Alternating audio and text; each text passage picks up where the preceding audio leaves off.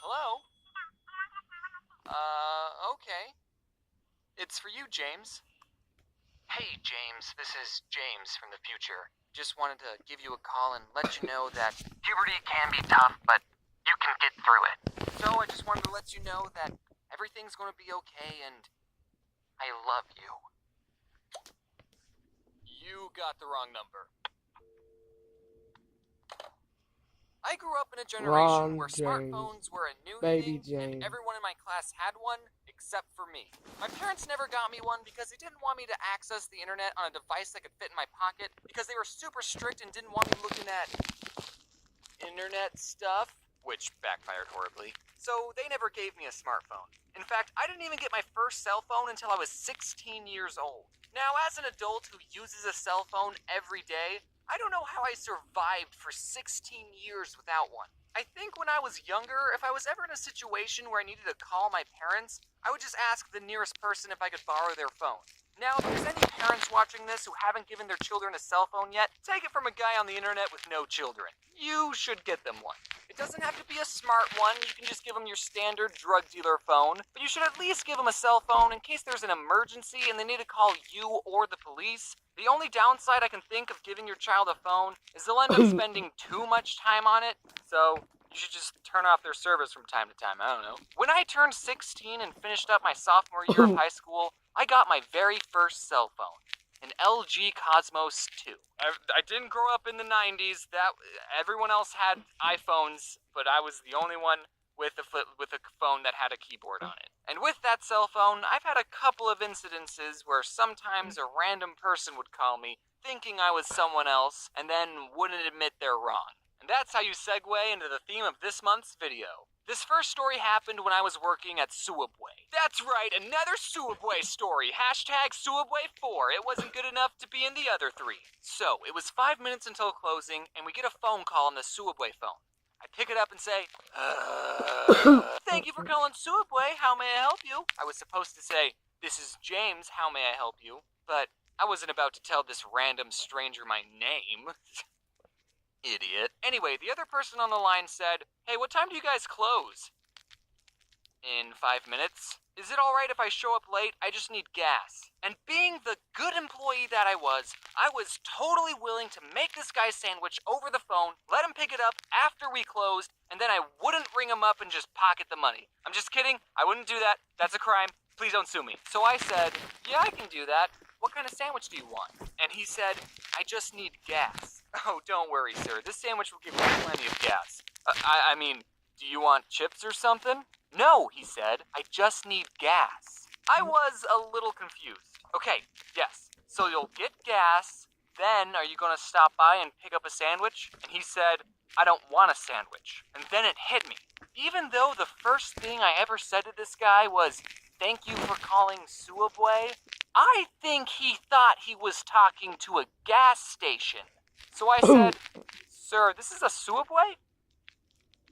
Oh. And I never got the chance to tell him that gas pumps don't close. This next story happened when I was at home and I got a call from a number I didn't recognize. Now, I've had friends tell me that they don't answer the phone to any number they don't recognize, but my anxiety won't let me do that. What if it's your bank calling saying your account got hacked? What if it's your grandma? Because why would you have her saved in your phone? Or what if it's your Nigerian uncle who wants to give you his collection of gold bars and needs your information for a wire transfer? You just never know, so I always pick up the phone. So I answered it, and it was this woman asking for a Lawrence. And I said, oh, I'm not, you have the wrong number. She goes, isn't this 416295? That's obviously not a real number, so don't try calling it. And I said, no, this is 416293, because that's my phone number. Again, that's not actually a valid phone number, so please don't call it. And she goes, 3? I don't think I pressed 3. And I don't know what to say to this woman, because my number is 416293. It's really not. But she doesn't think she pushed 3. So I don't know how she's talking to me right now. Unless she did. So I said, well, obviously, You did. And then I made a comic about the whole situation because I thought the internet would think it was funny. This next story happened not too long ago. I got a call from a number I didn't recognize at 9:30 in the morning, and I was lying in my bed, asleep. And most people would agree that you're supposed to be awake and productive at 9:30. And I didn't want whoever this stranger was thinking I'm lazy, so I had to answer the phone with my best "I've been awake for several hours" voice. Hello? You're going to have to come quickly. Timmy fell down the well, Vance. What? I said you're going to have to come quickly because Timmy fell down the well, Vance. I could tell it was a woman on the phone, but it was either her accent or the phone being just had woken up, but I could not understand anything she was saying. But I could make out one word, which was Vance. So, I did not have a lot to go off of. I said, I think you have the wrong number. Okay.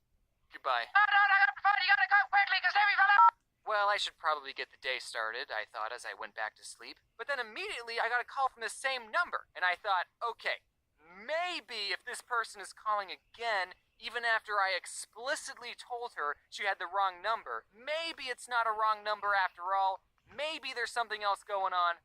Maybe it's an emergency, so maybe, talk to me. Hold it, Vance. Okay. I can't understand anything you're saying. So then this woman must have handed the phone to her friend because a different voice started talking, and I could actually understand her, and I'll never forget what she said, which was, Vance, no one thinks that you're funny. And even though I'm not Vance, that kinda hurt. So I stated the obvious, which was, yes, I am.